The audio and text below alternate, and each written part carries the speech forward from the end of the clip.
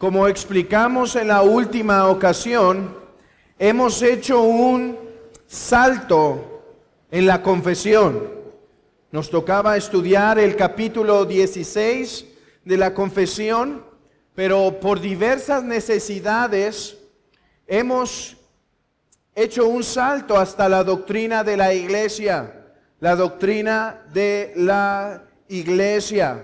O sea, estamos viendo en estas lecciones qué enseña la Biblia respecto a la iglesia. ¿Qué enseña la Biblia respecto a la iglesia?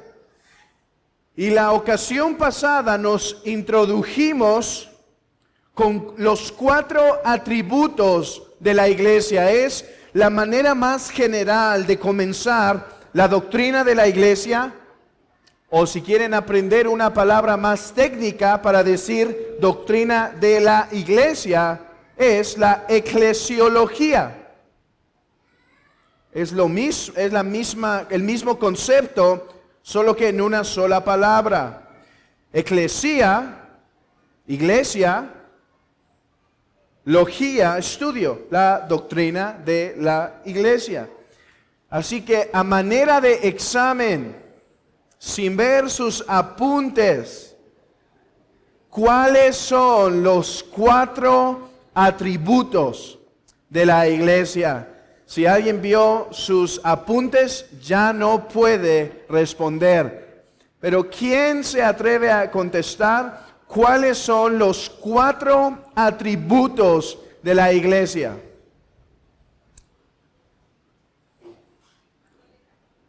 Uno, católica, apostólica, santa,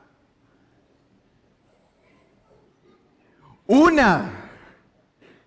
Creo en una santa iglesia católica y apostólica. Y para el que esté confundido con todos estos términos, pues tendrá que ver el video de la lección pasada, ya que el tema de esta lección es las características de una verdadera iglesia, o como se ha enseñado, las palabras latinas, en latín serían notae ecclesia. Las notas, las marcas, las características, o sea, los elementos más esenciales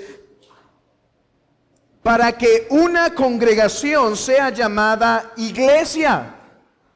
¿Qué estudiaremos cuando hablamos de las marcas de la iglesia? Lo que estudiamos son los elementos más esenciales para que una congregación pueda llamarse iglesia de Cristo.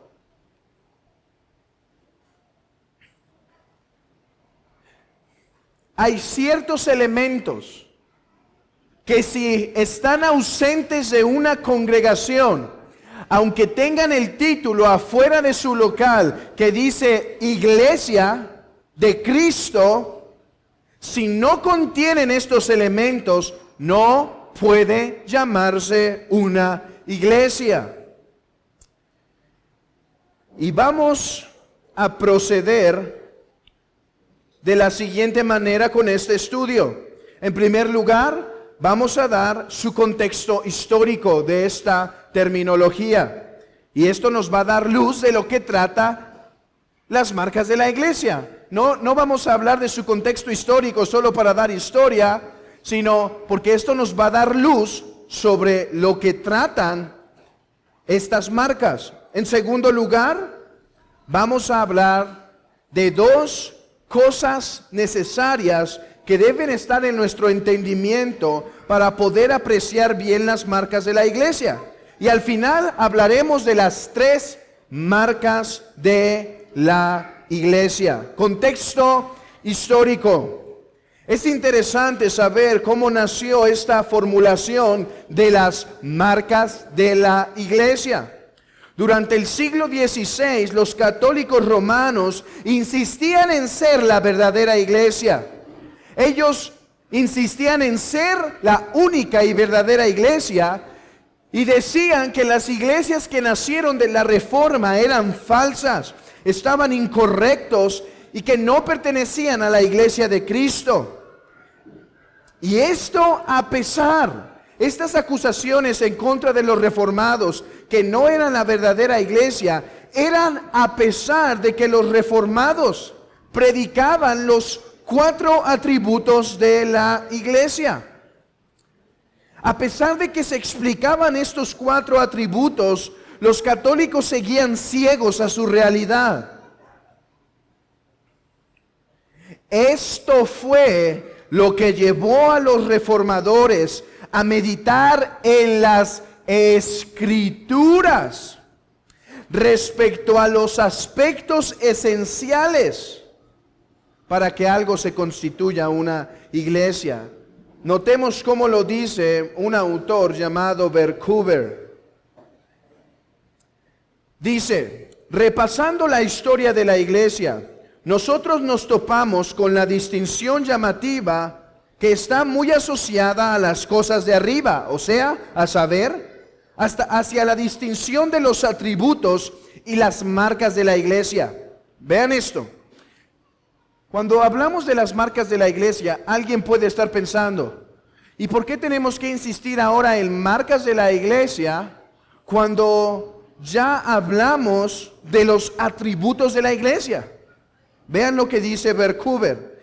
A primera vista, la distinción parece ser poco clara, debido a que uno espera que la iglesia pueda ser conocida y precisamente diferenciada por sus atributos. ¿No esperaríamos eso, hermanos? Ok, si ya hemos hablado de los 4 atributos, ¿por qué se hace necesario hablar ahora de marcas? De las 4 marcas. Digo, 3 marcas de la iglesia.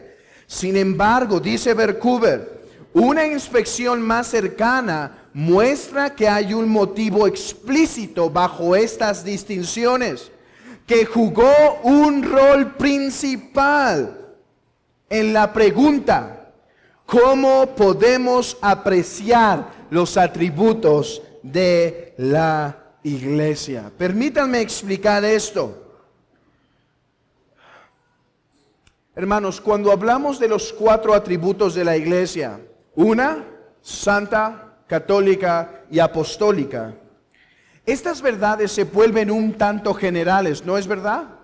Y entonces los reformadores están insistiendo, la verdadera iglesia se constituye de los 4 atributos. Roma, tú no los tienes, pero son principios o conceptos tan generales que no tienen una expresión física visible que nos permita hacer la distinción más claramente. Entonces, las marcas, las 3 marcas de la iglesia nos ayudan a hacer un mejor juicio, ya que estas marcas son plenamente visibles. Los 4 atributos son conceptos, ¿sí? Nosotros, hermanos, no estamos insistiendo que la iglesia es una y que todos debemos estar juntos físicamente. Es un concepto. Es santa, pero no hemos alcanzado la plena santidad que la iglesia en Apocalipsis alcanza. Es un concepto, es una manifestación de la fe católica en su universalidad. ¿No es verdad que es un concepto? Y apostólica. Y este es también un concepto debido, aunque la doctrina la vemos claramente, sigue siendo una realidad de nuestra unión conceptual en la fe, en la doctrina con los apóstoles. ¿Qué hacen las marcas de la iglesia? Hermanos, las marcas de la iglesia son los testimonios prácticos que nos permiten decir, ok, esos son los atributos, pero estas son las marcas. ¿Tienes estas marcas? Sí o no. No hay, bueno, depende cómo interpretes los atributos. No, ¿tienes las marcas o no? Esto es lo que hacen las marcas de la iglesia y esto es lo que hace necesario el estudio de las marcas de la iglesia, ya que son la expresión visible si una iglesia es verdadera o no. Dice Herman Bavinck, los reformadores tenían que argumentar que la iglesia de Roma no era la verdadera iglesia y que las iglesias de la Reforma embonaban bien con la descripción escritural de la naturaleza de la iglesia. ¿Se entiende? Los reformadores ahora tenían que argumentar. Imagínense esta discusión. Un reformador, un católico. Y decía el reformador, tú no eres la verdadera iglesia, Roma. Porque la verdadera iglesia es una, santa, católica y apostólica. Y estos conceptos no son como tú los interpretas, son como dice la Escritura. Y dice el católico, no son como tú los interpretas, son como dicen los concilios. ¿Ok? Dice el reformador, vayamos un paso más allá. ¿Qué dicen las Escrituras sobre las expresiones visibles de una verdadera iglesia? ¿Y saben qué hacían ahí los católicos? No hay que hablar de eso. Un teólogo famoso católico del tiempo de la Reforma llamado Bellarmine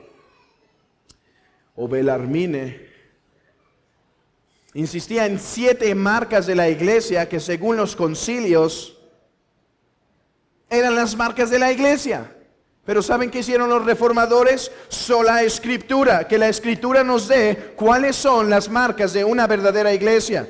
Así que hermanos, es por eso que habiendo hablado de los atributos, ahora es necesario hablar de las marcas.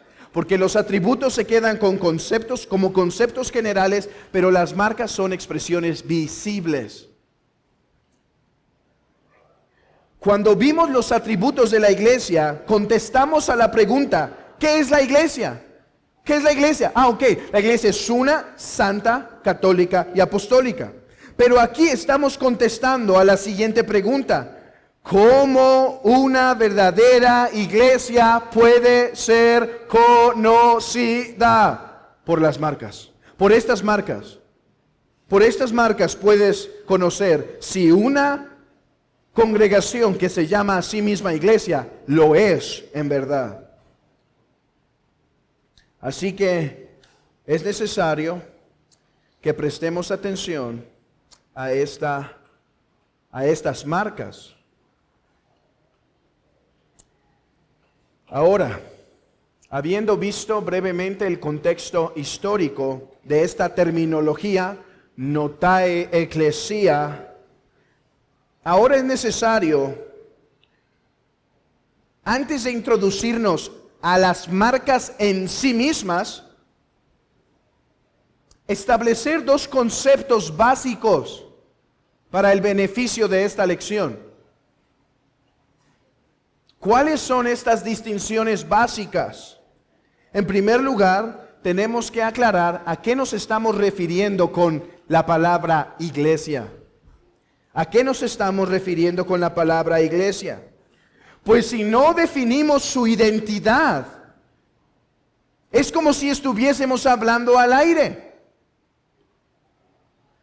Pero además debemos aclarar el siguiente concepto. La distinción entre elementos esenciales y cosas que son mejores. Hay una distinción, hermano. Hay una distinción entre algo que es esencial para que algo exista. ¿Qué es esencial para que vivas? Respirar, comer. Pero ¿es esencial comer carne? ¿Un ribeye? ¿Un sirloin para existir?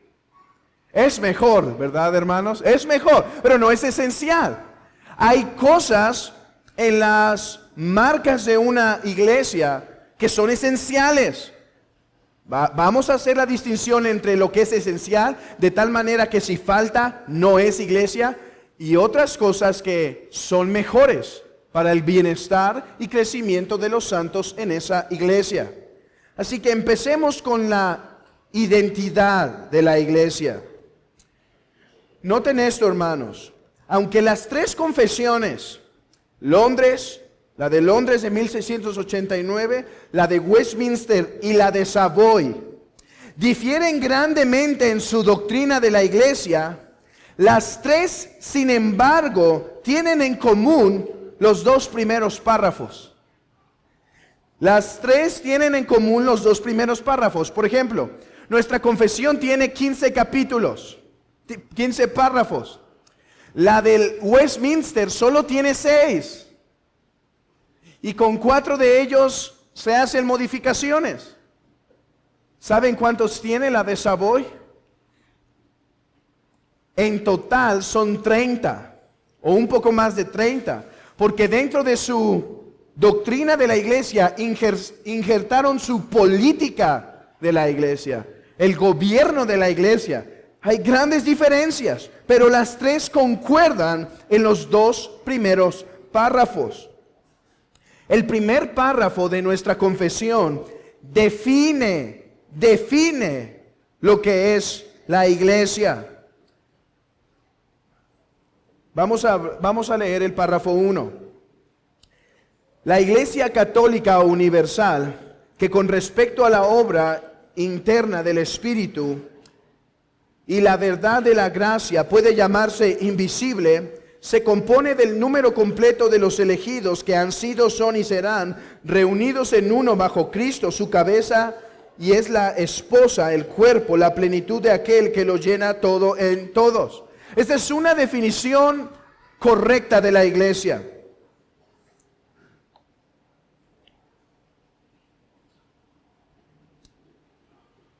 Hay tal cosa como una iglesia universal. Acompáñenme a Mateo 16.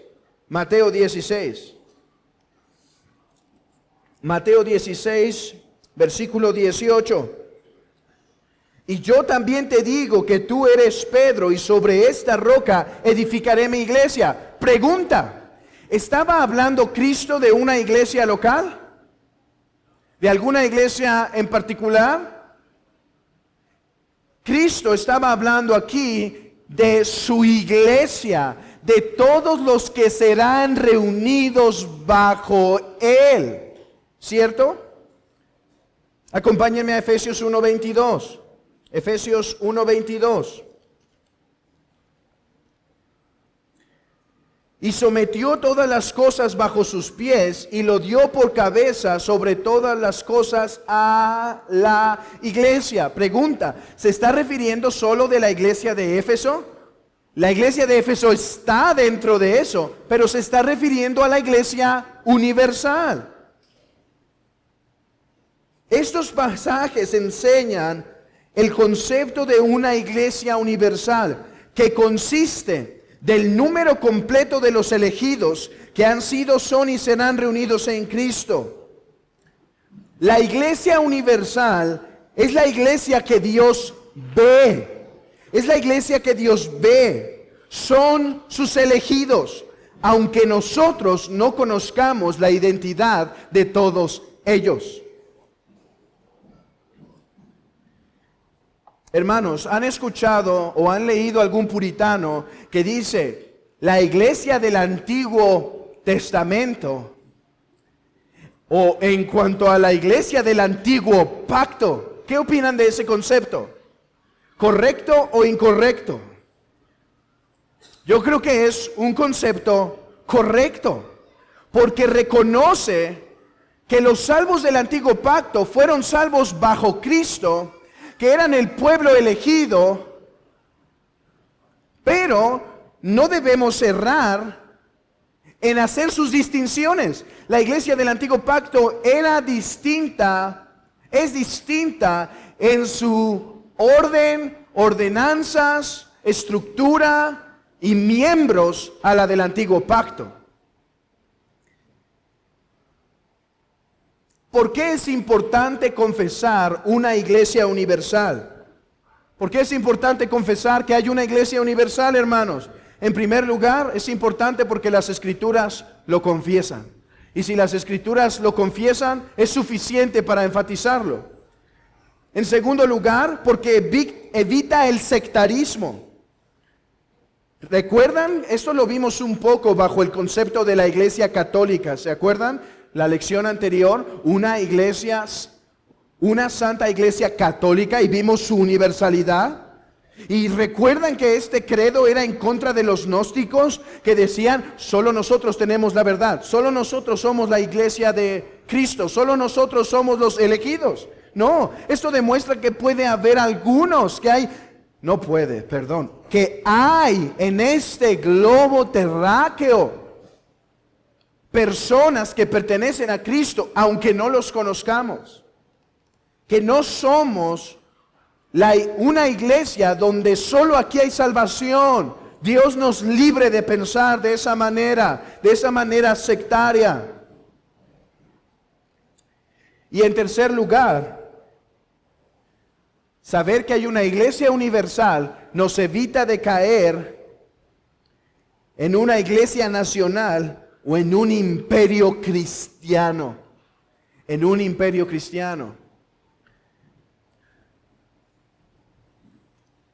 Así fue como se dieron las famosas cruzadas, por perder en vista la realidad de la iglesia católica. Entonces, en cierto sentido limitado, podemos decir que en el antiguo pacto sí había una iglesia, porque habían santos salvados por Cristo que se congregaban bajo el nombre del Dios del pacto, Yahvé, aunque no se les revelaba el nombre de Cristo, sí lo conocían por Yahvé. Pero no perdemos de vista sus diferencias. Y cuando hacemos referencia, escuchen esto, hermanos, cuando hacemos referencia a las marcas de la iglesia, no estamos hablando de la iglesia invisible, de la iglesia universal. ¿Por qué? Porque no los conocemos a todos. Porque no podemos identificar la iglesia universal. Porque no se puede poner un hombre bajo la iglesia universal. Porque solo los conoce Dios, a los elegidos. Entonces, ¿qué queremos decir cuando hablamos las marcas de una iglesia? Lo que dice en el párrafo 2 de la confesión. Todas las personas en todo el mundo que profesan la fe del Evangelio y obediencia a Cristo, a Dios por Cristo conforme al mismo, que no destruyan su propia profesión mediante errores fundamentales o conductas impías, son y pueden ser llamados santos visibles. Y de tales personas todas las congregaciones locales deben estar compuestas. La iglesia universal tiene expresión. La iglesia universal tiene expresión. Y su expresión es la iglesia local. Y la iglesia local está compuesta de los santos visibles que profesan fe en Cristo y con su testimonio no destruyen tal profesión, o con sus enseñanzas no destruyen tal profesión. Hermanos, son las expresiones de la iglesia visible lo que estamos evaluando cuando hablamos de las marcas de la iglesia. No estamos pensando en la iglesia universal. ¿Por qué? Porque esta se compone de los elegidos que Dios solamente conoce. No hay una iglesia universal en la cual se tienen que reunir. Esta es invisible. Pero estamos evaluando la expresión de la iglesia invisible, su expresión en las iglesias locales. Su expresión en las iglesias locales.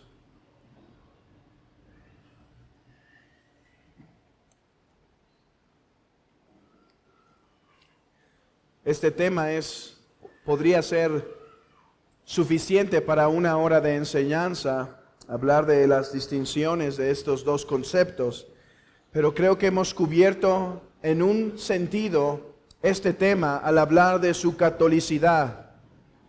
Espero que quede claro, en primer lugar, que cuando hablamos de las marcas de la iglesia, estamos hablando de las congregaciones locales que pueden ser visiblemente probadas. ¿Sí? Visiblemente probadas. Habiendo establecido esa primer base, ahora pasemos a la segunda.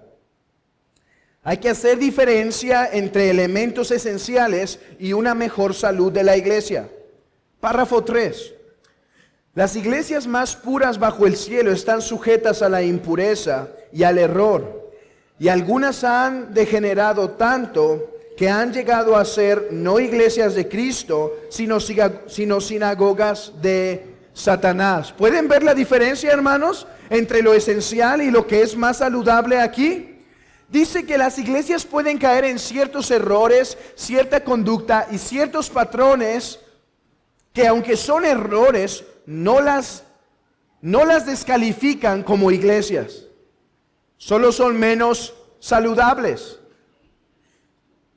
Pero hay ciertos aspectos, dice, vean eso, y algunas han degenerado tanto. Hay ciertos aspectos que si se pierden, estas que una vez pudieron haberse llamado iglesias, ahora se les llama sinagogas de Satanás. Esa es la otra distinción. Y es lo que vamos a estar haciendo al pasar a través de las marcas. Lo que es esencial y lo que es más saludable para una iglesia. Ok, creo que hemos avanzado a buen ritmo. Y ahora llegamos a la médula del estudio. Las marcas de la iglesia. Las marcas de la iglesia. En el siglo XVI y XVII hubo cierto debate entre los reformadores sobre el número de las marcas, sobre el número de las marcas esenciales. Por ejemplo, Lutero habló de 7 marcas esenciales. Él añade la ordenación de ministros, entre otras cosas. Theodor Beza, el discípulo de Juan Calvino, o compañero de Juan Calvino, hablaron de una sola marca. ¿Cuál creen que era esa única y sola marca de la verdadera iglesia? La palabra, la pureza de la palabra predicada. Juan Calvino habló de 2 marcas: la palabra y los sacramentos. Y otros hablaron de 3: la predicación, los sacramentos y la disciplina. Sin embargo, como dice un teólogo llamado Turretin, haciendo un estudio de estos hombres, demuestra que hay unidad de pensamiento en cuanto a las marcas de la iglesia. Aunque unos destacan unas superiores sobre otras, todos tenían estos 3 conceptos en común. Por ejemplo, aunque Calvino no pone en la lista la disciplina de la iglesia como una marca, en su doctrina de los sacramentos claramente la expone, de manera que si alguien no practica la disciplina, no está practicando bien los sacramentos. He aquí las 3 marcas de una verdadera iglesia: predicación pura de la palabra. ¿Cómo distinguir si una iglesia se ha degenerado a tal grado que ya no es iglesia sino sinagoga de Satanás? No hay predicación pura de la palabra. Además, no hay una correcta administración de las ordenanzas. No hay una correcta administración de las ordenanzas. ¿Cuáles? Bautismo y cena del Señor. En tercer lugar, ¿cómo saber que una iglesia ya es sinagoga de Satanás? no practica la disciplina. Hermanos, estas no son preferencias. Estas son doctrinas de las Escrituras y vamos a verlo en un momento. Si una de estas tres cosas no está en la vida y práctica de una iglesia, pues no es iglesia. No es iglesia. La predicación y la pureza de la palabra. La iglesia es la creación de Dios. ¿Y cómo creó Dios la iglesia? Por el poder de su palabra. Llamando a los hombres que estaban en las tinieblas a la luz. Si la iglesia está conformada por creyentes, estos asume, hermanos, si la iglesia está conformada por creyentes, esto asume que ellos han sido alcanzados por la predicación de la palabra. Tanto que dice Romanos 10, ¿cómo oirán sin haber quien les predique? ¿Cómo creerán si no hay quien predique? ¿Y cómo predicarán si no fueren enviados? La iglesia es atraída, es creada, es unida en virtud de la palabra. Es lo que dice Pablo a los Corintios. Cuando yo fui a ustedes, no fui por demostración de sabiduría, por demostración de retórica. No fui con ustedes con trucos.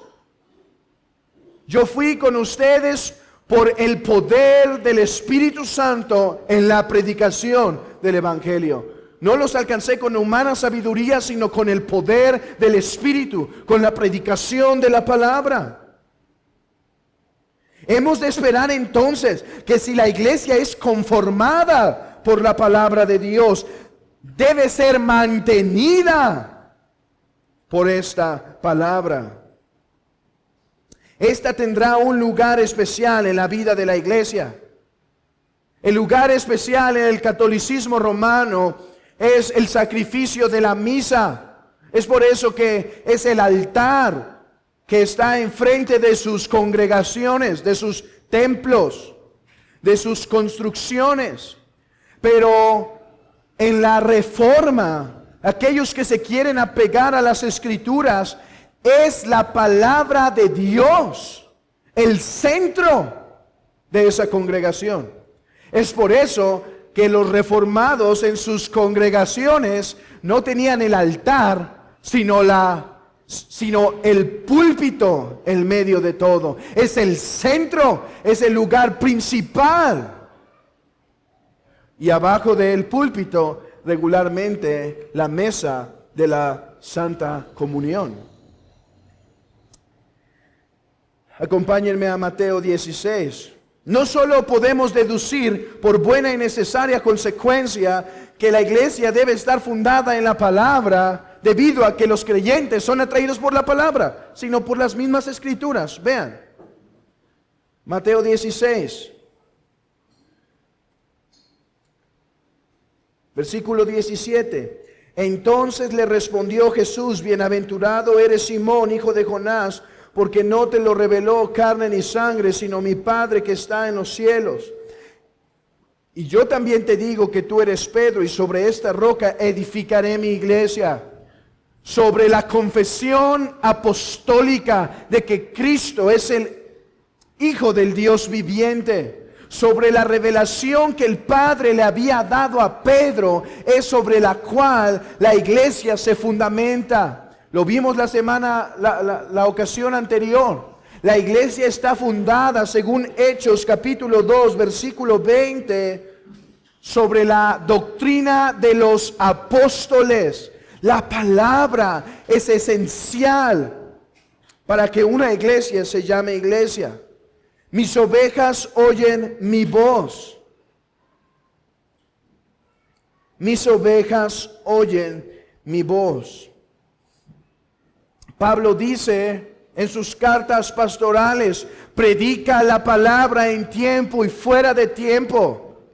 Hermanos, la iglesia es una comunidad como dijo un autor, es la comunidad del libro. Es la comunidad del libro. Sobre la revelación de Dios es que la iglesia está fundada. De manera que una iglesia que pierde la centralidad de la predicación está pronta a ser llamada sinagoga de Satanás. O una iglesia que pierde la doctrina de las Escrituras. Porque aquí hay que distinguir. Una iglesia puede predicar cada domingo y abrir las Escrituras y citar, no sé, decenas, docenas de Escrituras y aún así tener una mala teología. Eso la convierte en sinagoga de Satanás.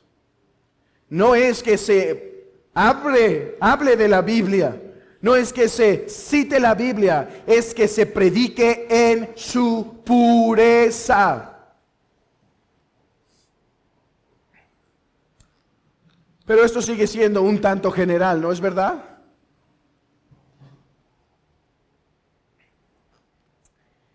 Seamos más específicos. Una iglesia no solo debe tener en el centro de su vida el púlpito, sino debe tener una teología escritural. Una teología escritural. O sea, con esto quiero decir, una teología que esté basada en las Escrituras. Se debe tener una predicación, una teología que hable del único Dios verdadero, que hable del Dios trino. Si una iglesia niega al Dios trino, es sinagoga de Satanás, porque dice en Juan capítulo 17, esa es la vida eterna, que te conozcan a ti, el único Dios verdadero, y a Jesucristo a quien has enviado. Si una iglesia niega la Trinidad, no es iglesia. Deben predicar un Dios santo, no un Dios que se complace en el pecado. Deben predicar un Dios eterno, no un Dios que comenzó a ser. Comenzó a ser. Si alguien predica un Dios temporal que tuvo un principio, es herejía. Deben predicar a un Dios justo. Se debe predicar a un Dios inmutable. Si alguien predica a un Dios que puede ser mutable, no es la iglesia de Cristo. Porque el Dios que Cristo reveló es el único Dios verdadero. Debe ser un Dios soberano. Debe ser un Dios amoroso. Si alguna de estas doctrinas falta en la iglesia, no es verdadera iglesia. Deben tener una correcta doctrina del hombre. Si se predica un hombre bueno y capaz de hacer el bien, siguiendo sus propios impulsos o su bien natural, si se predica un pelagianismo incipiente, donde se habla que si el hombre se conforma a ciertos estándares morales, puede ganar su propia salvación, no es la iglesia de Cristo. Se debe tener una alta estima de las Escrituras. Si se niega la inspiración de las Escrituras, o la inerrancia de esta, o la suficiencia de esta, es o está a punto de ser sinagoga de Satanás. Se debe tener una buena escatología. Si no se cree en la resurrección del cuerpo, en la segunda venida de Cristo y en la vida eterna, en la glorificación, no es iglesia de Cristo. Se debe tener una buena cristología. Si no se cree en la naturaleza hipostática de Cristo y se niega la divinidad, su preexistencia como un ser divino, o se niega su humanidad, no es iglesia de Cristo. De la salvación, una doctrina correcta de la salvación. Si no se cree que Jesucristo es el único camino, si no se cree que la salvación es solo por la fe y el arrepentimiento, si no se cree en la satisfacción total en la obra de Cristo, de manera que nuestras obras no tienen nada que ver en nuestra salvación, si se niega eso, entonces no es una iglesia de Cristo. Si no se cree que el cristiano debe caminar en santidad, no es una iglesia de Cristo. Si no se cree en un Adán histórico y en un Cristo histórico, no es una iglesia de Cristo. Este es el requisito mínimo. Ni hemos hablado de posturas más profundas o más avanzado, un poco más avanzado de la teología. Esto es lo básico, que si algo se niega, ya no es iglesia. Imagínense una iglesia que toma la Escritura como las narraciones existenciales de un grupo religioso llamado Israel.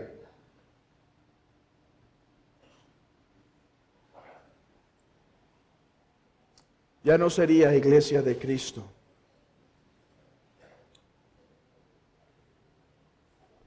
Esto es lo que se ha confesado desde los primeros momentos de la historia de la iglesia.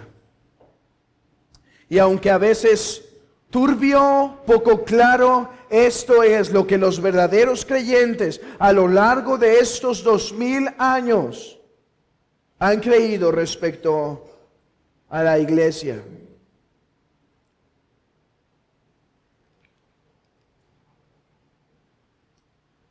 Quizá unas palabras de aplicación son necesarias en este momento. Cuán diligente debe ser la iglesia para guardar los oráculos de Dios, para guardar las palabras de Dios. Si alguien pervierte el evangelio de Cristo, ese lugar no es iglesia. Cuán diligentes deben ser los pastores de la iglesia, los miembros de la iglesia, en no permitir que el santo evangelio que nos ha sido dado sea preservado, sea guardado, sea protegido.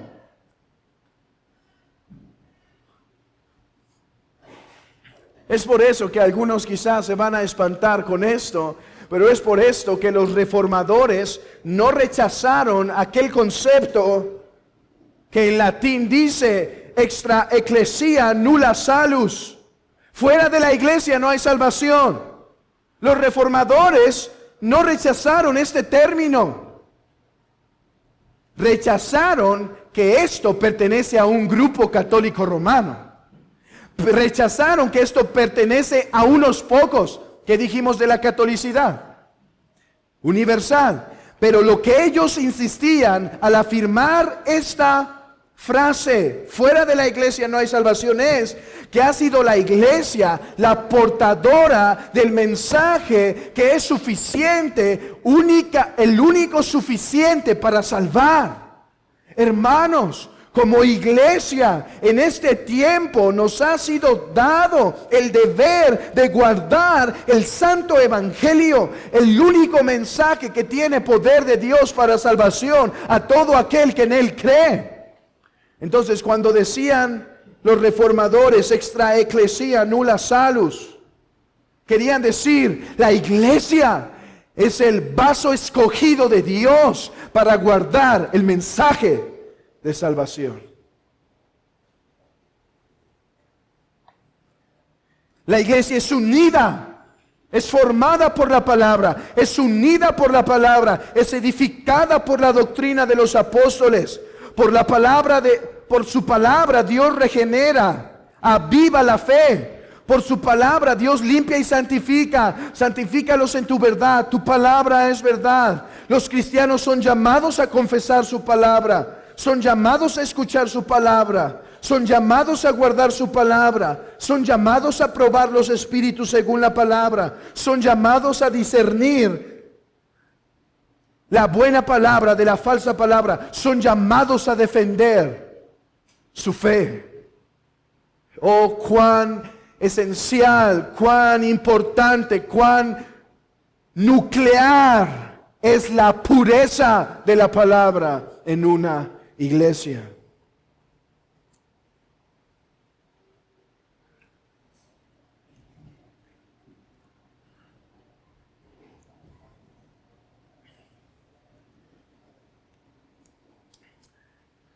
Eso es un aspecto esencial. Si no se tiene, no es iglesia. Hablemos de dos aspectos respecto a la palabra que, aunque no son esenciales para que algo se llame iglesia, son mejores. ¿Puede crecer la iglesia mejor? En primer lugar, algo que hace más saludable a una iglesia es que tenga doctrina reformada. Que tenga doctrina reformada. Tales aspectos como los pactos, tales aspectos como una buena apologética, tales aspectos como los decretos de Dios, los 10 mandamientos como el estándar absoluto y moral para todo cristiano, el principio regulador, la unión con Cristo y toda la herencia reformada. Una iglesia que no es reformada en su total esencia no es forzosamente sinagoga de Satanás, pero creemos que esto es lo más saludable, pues creemos que la doctrina reformada no es ninguna otra sino la doctrina apostólica, expresada claramente en el siglo XVI en adelante y para atrás. Con esto quiero decir que si un hermano es dispensacionalista y no abraza las doctrinas, siempre y cuando no sea un dispensacionalista marcionista extremo, puede ser una verdadera iglesia de Cristo. Pero creemos que lo mejor para los santos, para que la iglesia crezca, para que la iglesia dé más gloria a Dios, es una doctrina reformada. Tenía que decir eso. Predicación expositiva. No es esencial, pero es mejor. ¿Puede una iglesia ser verdadera aunque no predique expositivamente? Sí. Hay iglesias que predican temáticamente en su día principal. No van texto tras texto tras texto. Sin embargo, creemos que una iglesia puede ser iglesia, pero estamos convencidos por el testimonio de la palabra, por el ejemplo de los apóstoles, que la manera más saludable para la iglesia es ir texto tras texto, de manera que el consejo de Dios les es predicado a la congregación en su plenitud y no solo lo que el pastor o los predicadores consideran lo mejor. Van a textos que en una elección natural no irían. Predican abundantemente sobre temas cuando se hace una predicación expositiva que en otra forma no se harían.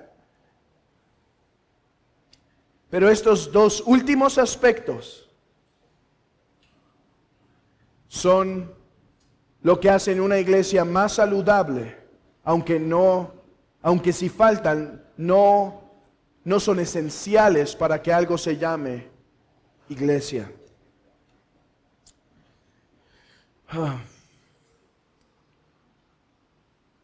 Quiero decir algo sobre las iglesias arminianas brevemente. Las iglesias arminianas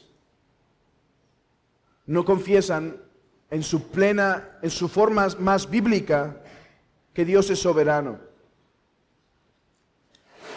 No confiesan en su forma más clara que Dios es justo. Y por lo tanto que Dios es amor. Aunque hablen mucho del amor, no es el amor correcto, sino está acompañado de su justicia. Creemos que algunas iglesias arminianas son verdaderas iglesias o pueden ser verdaderas iglesias. La respuesta es sí, siempre y cuando no sean plenamente consistentes con lo que creen?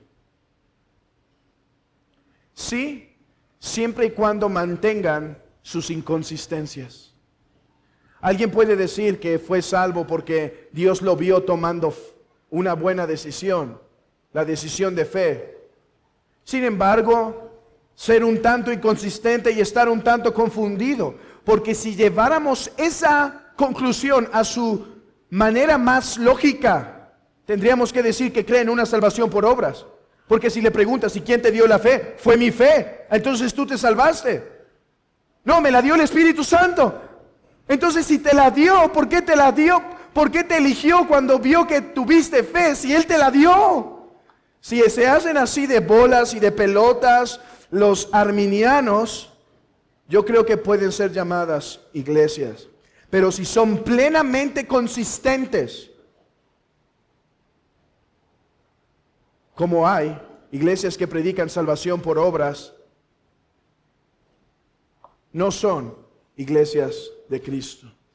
Ahí no debemos tomar la decisión y decir no es iglesia porque es arminiana, sino lo más honesto sería conocer sus posturas e inconsistencias y poder ver si estos elementos están, aunque de forma obscura, incipiente, manchada, pero están. Creo que era necesario decir ese punto para que no haya mucha confusión sobre eso. Pasemos a la segunda marca.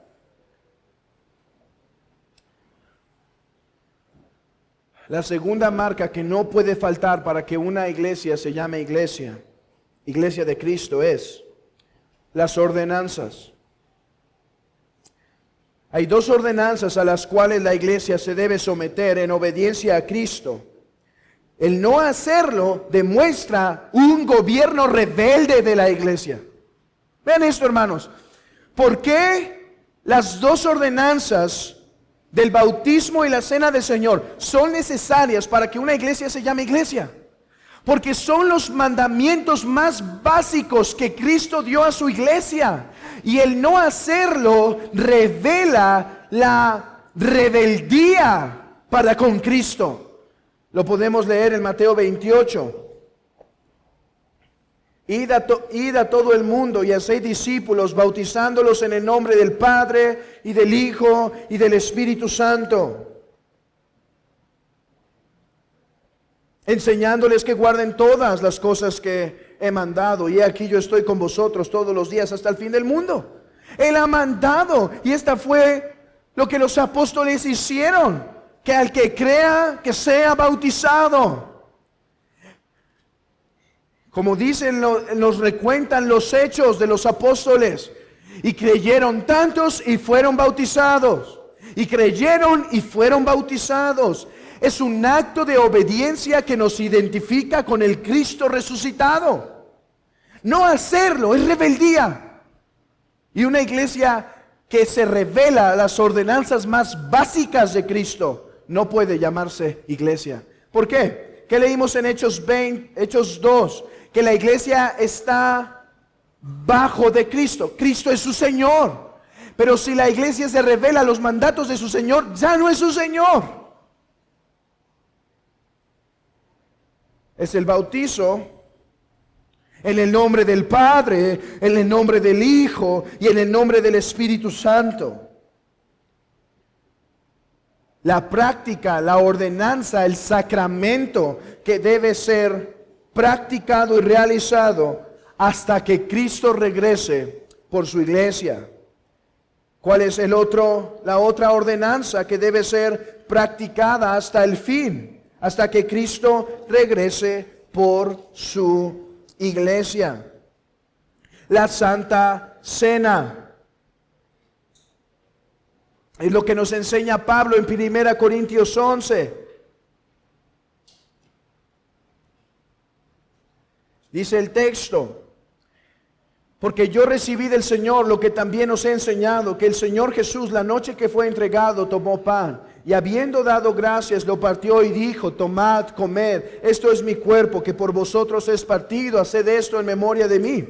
Asimismo tomó también la copa después de haber cenado, diciendo: esta es la copa del nuevo pacto en mi sangre, haced esto todas las veces que la bebieres en memoria de mí. Así pues, todas las veces que bebieres este pan,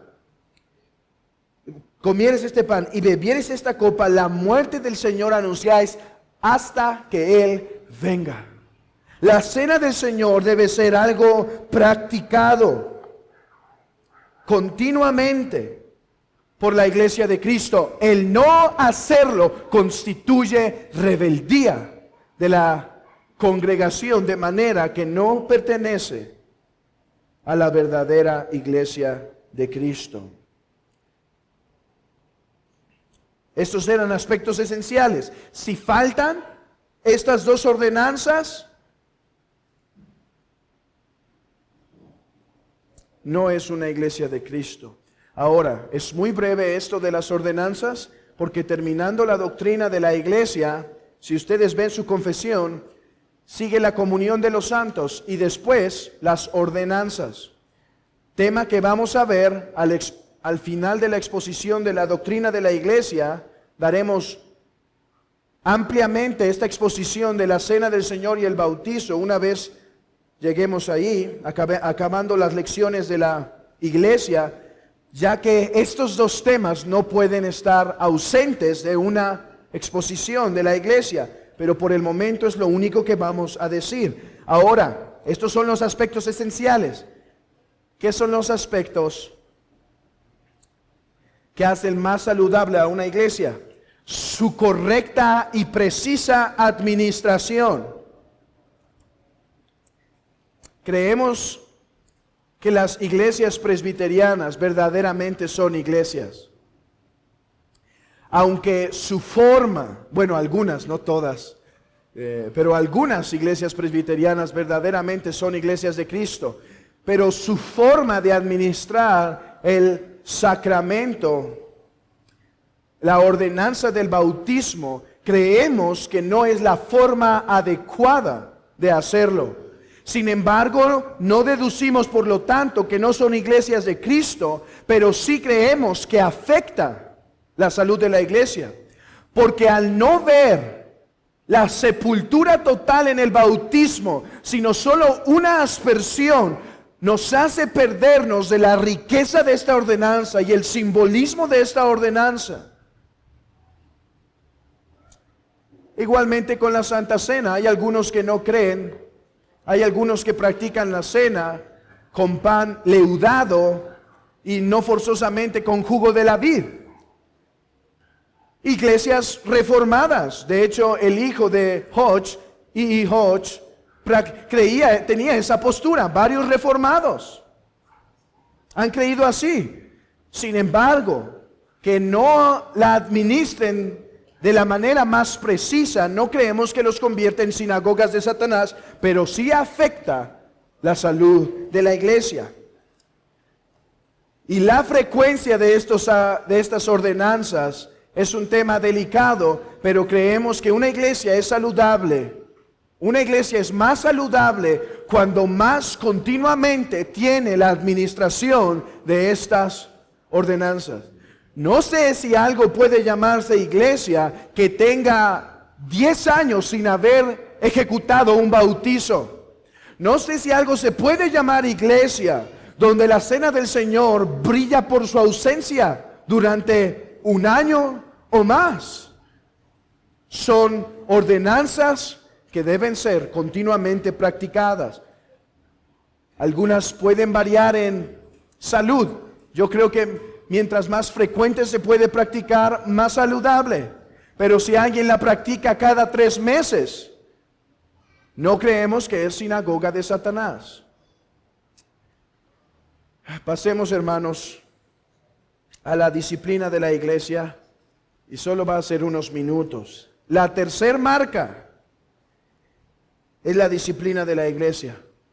Y como dije, aunque Calvino no la mencionó en su lista, él solo puso en su lista 2, da una exposición de la disciplina de la iglesia para una correcta administración de los sacramentos, de las ordenanzas. ¿Por qué? Porque las ordenanzas deben ser dadas, deben ser ofrecidas a los creyentes que profesan a Cristo y que por su testimonio no destruyen su profesión de fe.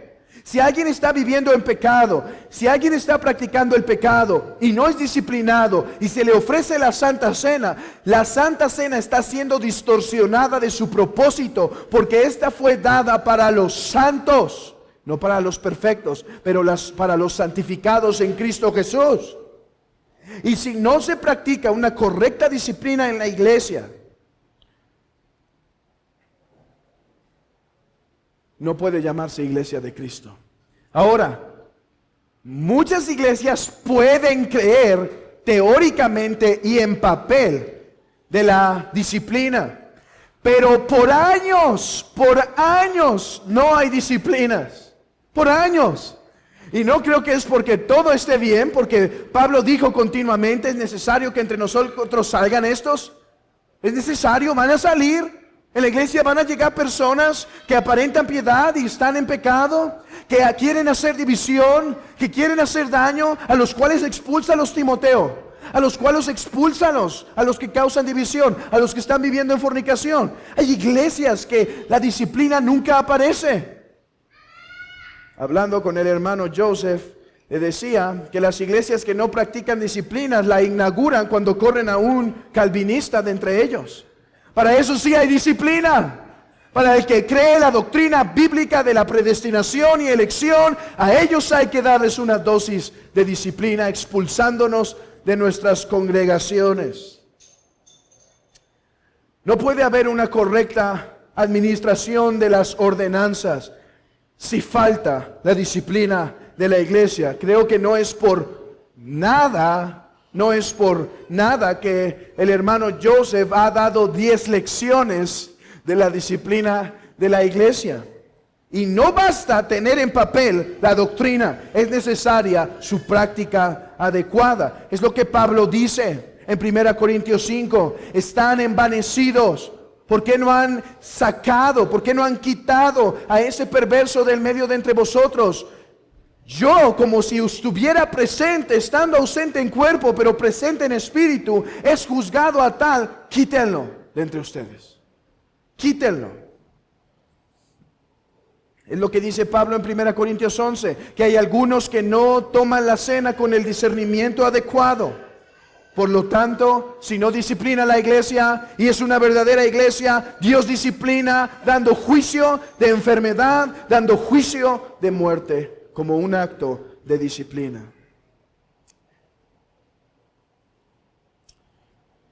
La salud ese es un aspecto esencial, y claro que la salud de la iglesia se ve afectada por la severidad o liviandad de las disciplinas en la iglesia.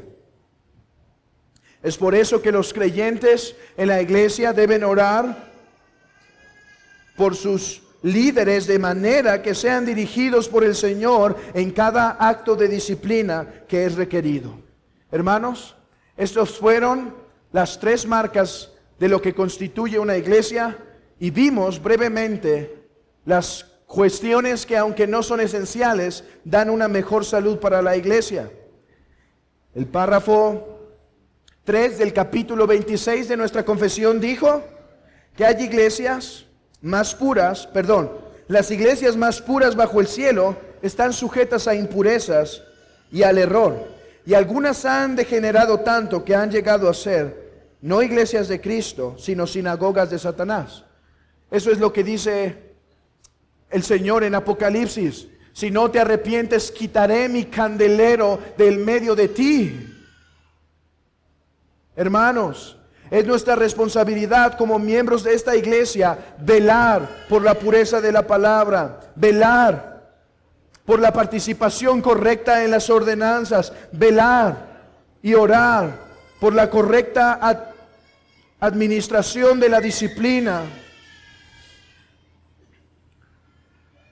Hermanos, de manera que nuestra iglesia pueda perdurar hasta que Cristo regrese por ella santa y pura.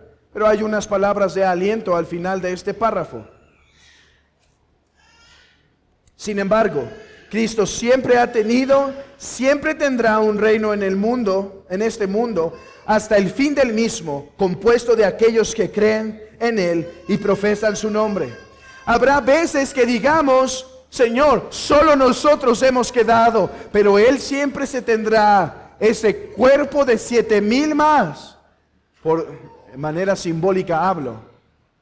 Que dice el Señor, Elías, me he guardado a 7,000 más que no han doblado rodillas. Hermanos, Cristo siempre tendrá su reino en esta tierra. ¡Qué gran gozo! ¡Qué gran gozo! A rogar, que es la voluntad del Padre, que el Hijo tenga su reino en esta tierra. Hermanos, no estamos rogando como si el Padre quisiera quitar el Hijo del reino de la tierra. No, Él quiere. Así que roguemos que el Santo Espíritu de Dios bendiga esta congregación para que perdure, para que sea guardada en la pureza de la palabra, en la administración correcta de los sacramentos y en la participación, en la ejecución correcta de la disciplina.